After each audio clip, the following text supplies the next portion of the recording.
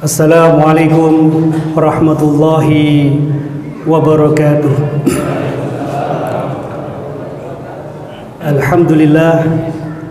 Alhamdulillahi rabbil alamin.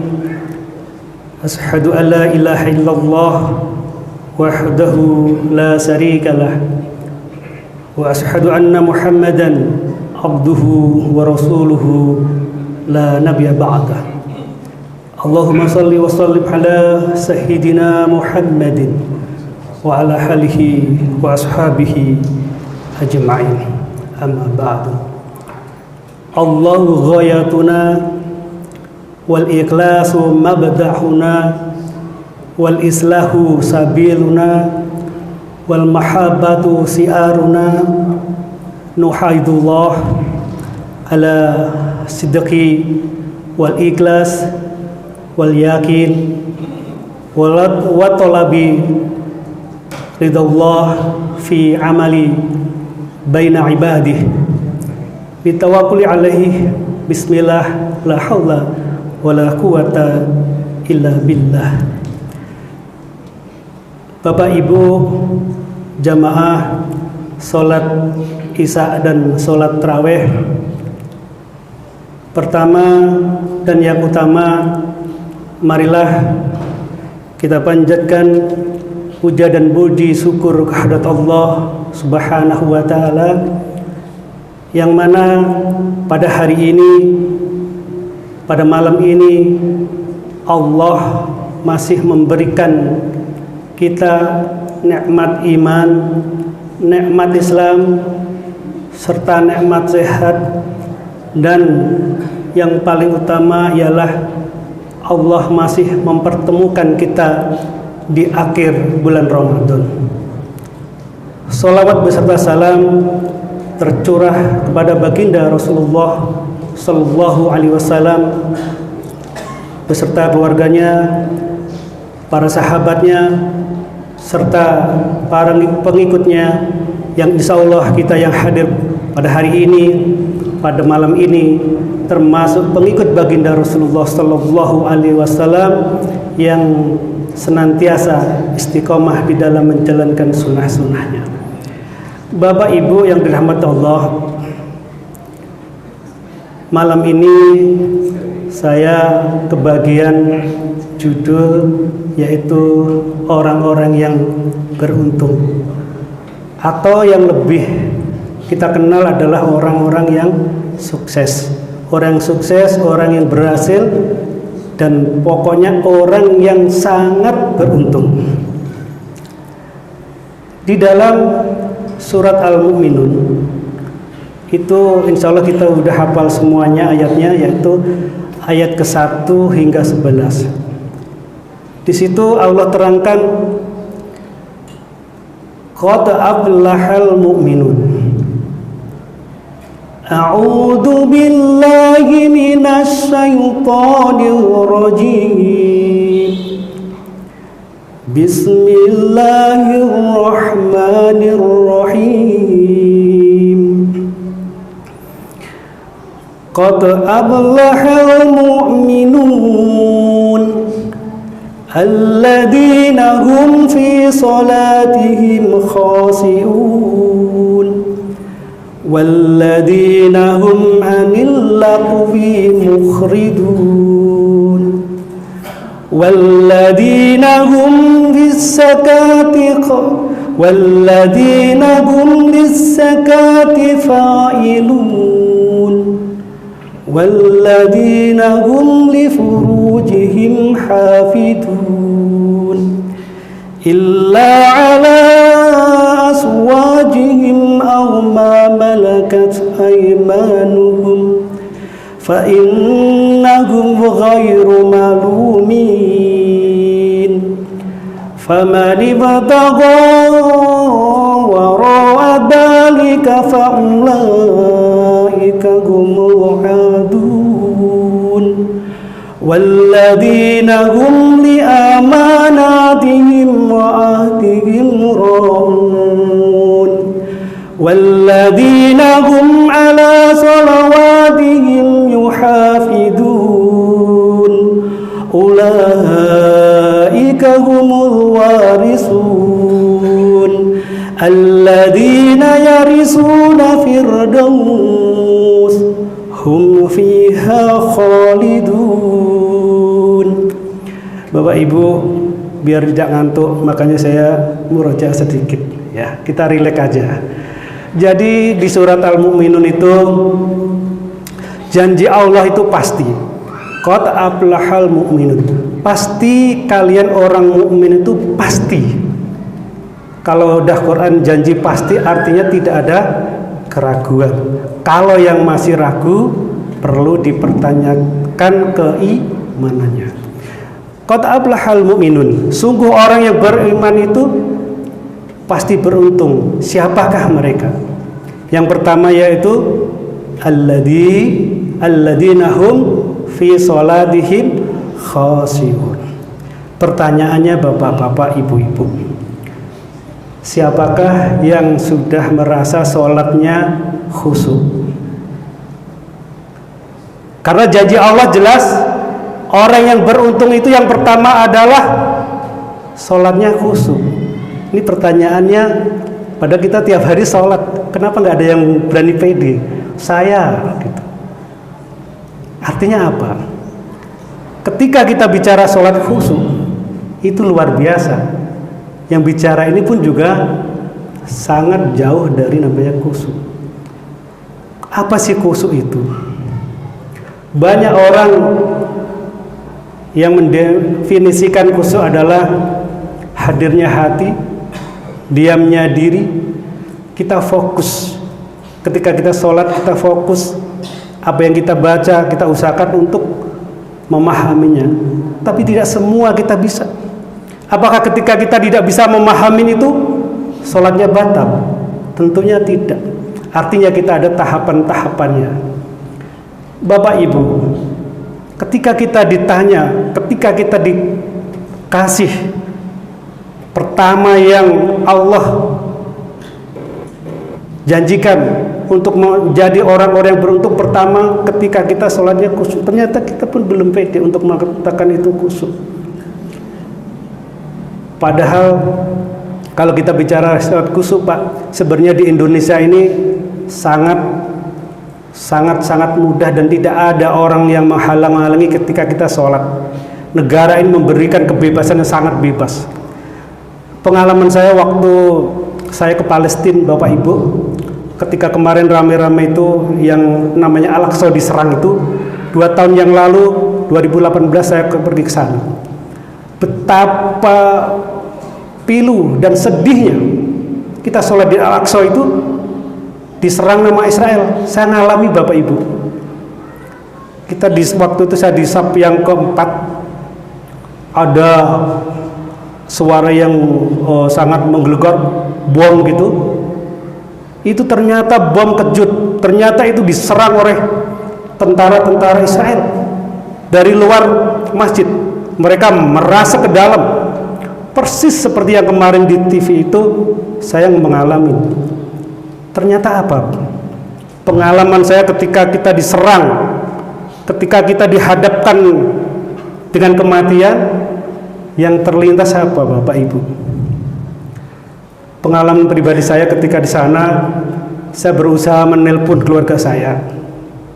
Saya kira saya udah mati lah. Nama Israel itu, tentara itu di depan kami, Pak. Dia udah kayak apa? Kita lari tunggang langgang. Semua sinyal dimatikan. Apa yang terbesit?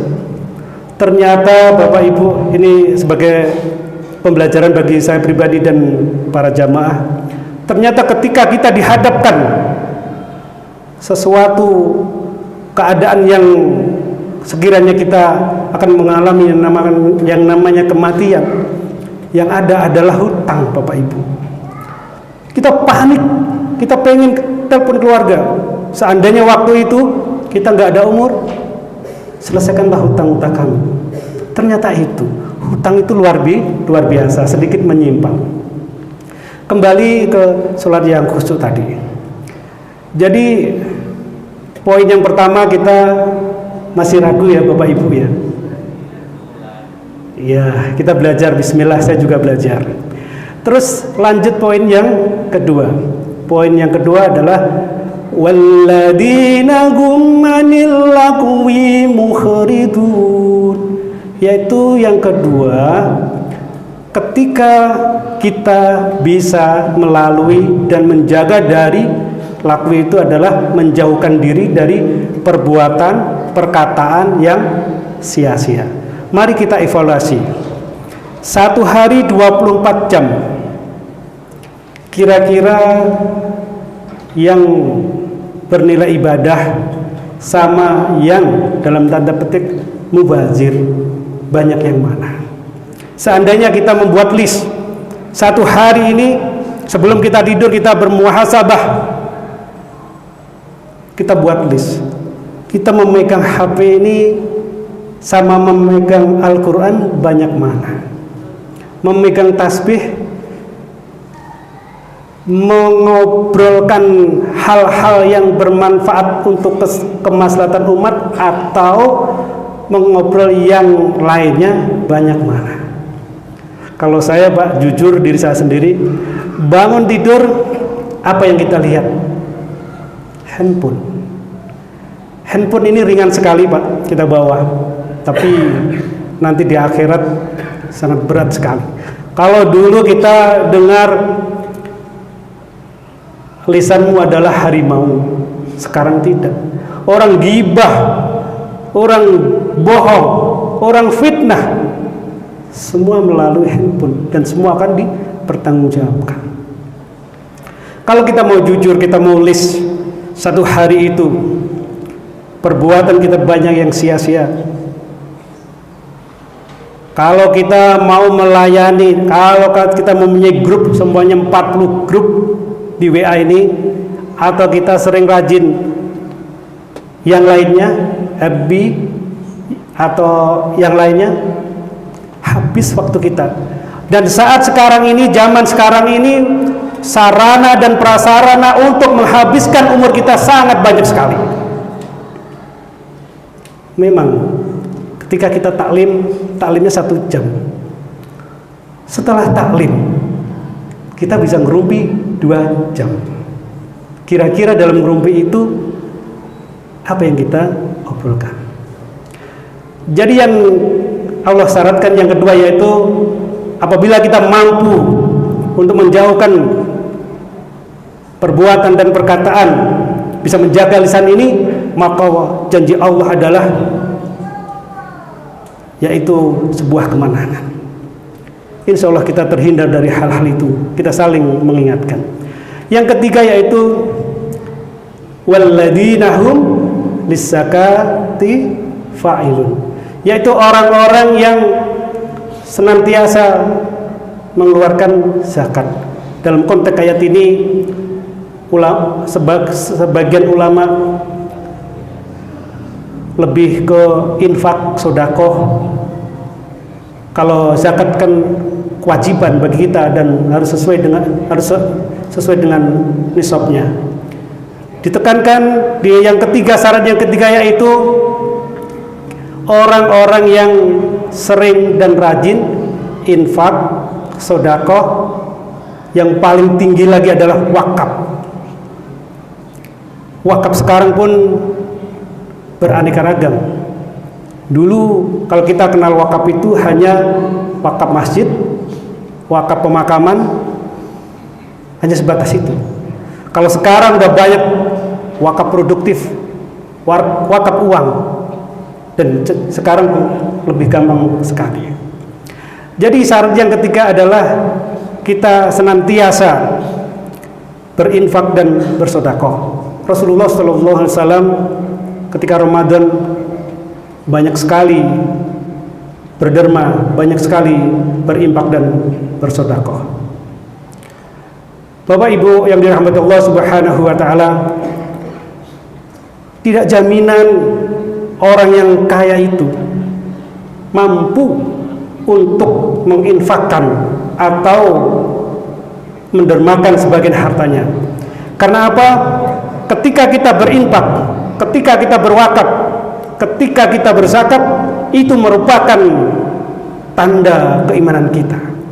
Mustahil adanya ketika kita berani mengeluarkan infak dan sedekah besar-besaran tanpa keimanan. Dengan keimanan itulah kita meyakini bahwa nanti kita akan menuai hasilnya di akhirat nanti. Di poin ketiga ini saya yakin Bapak Ibu jamaah Galaksi ini rajin dan senantiasa berinfak dan bersedekah. Insya Allah lolos ya Pak Ibu yang syarat ketiga. Selanjutnya itu syarat yang keempat, walladzina hum, apa yang keempat? Walladzina hum, saya juga lupa jadi. Walladzina hum li furujihim hafidun, yaitu orang-orang yang senantiasa. Di sini lebih ke bapak-bapaknya, yaitu orang-orang yang senantiasa menjaga kemaluannya.